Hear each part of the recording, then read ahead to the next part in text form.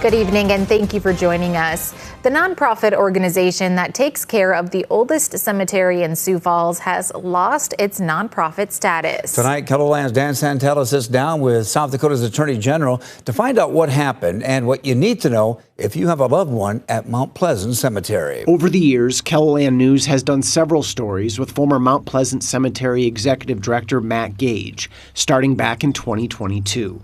It's the reason that I choose to work here.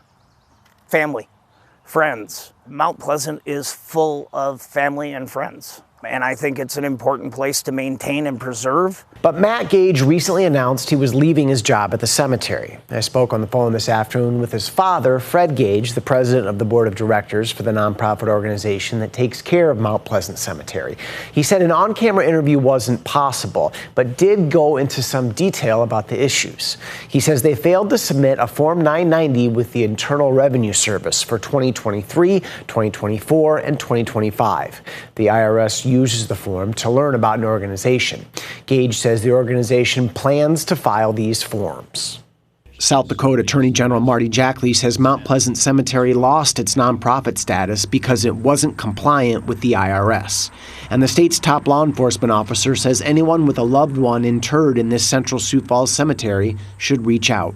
I think the big thing is if loved ones have concerns about an existing grave site or future grave sites, to let us know at the Consumer Division, 1-800-300-1986. We're monitoring it, we'll have information, and we can be of assistance. From his position, Jackley wants to see the organization regain its nonprofit status. How rare is it for a South Dakota nonprofit organization to lose its nonprofit status? That's pretty rare. During my time as Attorney General, we've had issues with other cemeteries, which is why I feel strongly that it is a role of the South Dakota Attorney General's office to make sure things are in order, or we would need to step in and take action. In Sioux Falls, Dan Santella, KELOLAND News.